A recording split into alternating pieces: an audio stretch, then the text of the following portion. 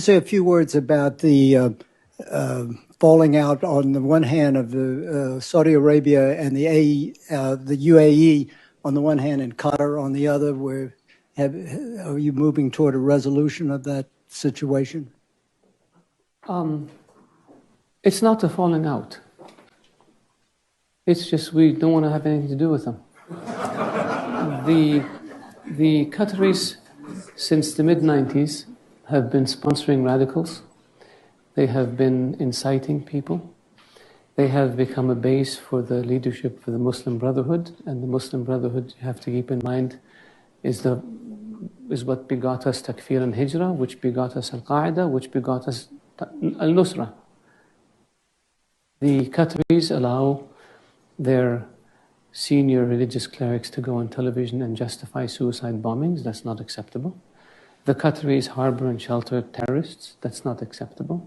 And Nashri, the head of Al-Qaeda in the Arabian Peninsula in 2000, entered Saudi Arabia on a Qatari passport. We captured Al-Qaeda types coming into Saudi Arabia with Qatari passports. The Qataris know this. The Americans know this. The world knows this. The Qataris are funding dissidents in the Emirates and Bahrain and Saudi Arabia and in Kuwait in order to cause problems for those governments and to create instability. Why would you do this? The Qataris pay ransom to terrorist groups, including $500 million to Hezbollah in Iraq, $50 million to Qasem Soleimani, according to text messages between the Qatari ambassador in Iraq and the foreign minister of Iraq, including, I don't know how much to Hezbollah in Lebanon. Is that acceptable? If we gave $1 to Hezbollah in Iraq, we'd be sued in a court down the street. And so the Qataris use their media platforms to spread hate. The Qataris send weapons to Al-Qaeda affiliated militias in Libya. The Qatari Emir was conniving with Gaddafi on how to overthrow Saudi Arabia.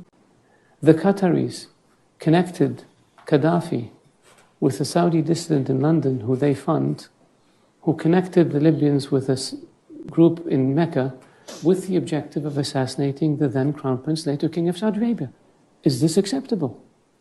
We have phone conversation that the Libyans gave us after they overthrew Gaddafi, where the then Emir of Qatar is telling Gaddafi how he's recruiting princes and tribal leaders and military officers and members of the royal family to cause mischief and destabilize Saudi Arabia, and predicted that within 10 years there would be no royal family in Saudi Arabia. Is this acceptable? They do the same thing in Bahrain and in Kuwait and in the Emirates. So in 2012, we cut off relations with them, the same countries. And a year later, they came back and agreed that they will end all of this nonsense. And they signed an agreement. And nothing happened. So this time, we said, you know what? We're not going to deal with you. Unless you change. This, we will not allow you. There's a list of terror finances that the US puts out, the UN puts out. And a number of them are living openly in Qatar, raising money and giving it to bad people. Is this acceptable? Shouldn't be. Why do the Qataris get away with it? Because I think people see a young country, young leadership, they buy fancy buildings, they have a nice airline, and they think, wow, these guys are really modern. But we have to deal with the dark side that I just explained.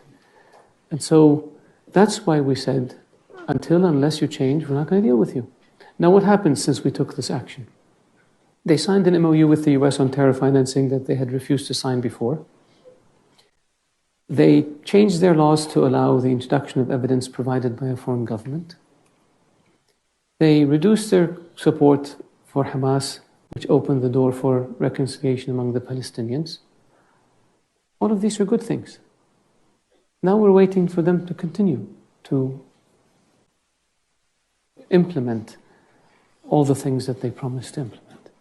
They refuse to engage in a dialogue about implementing these issues, and we refuse to talk to them. And so for us, and we've said this to them, We've taken the steps that we took.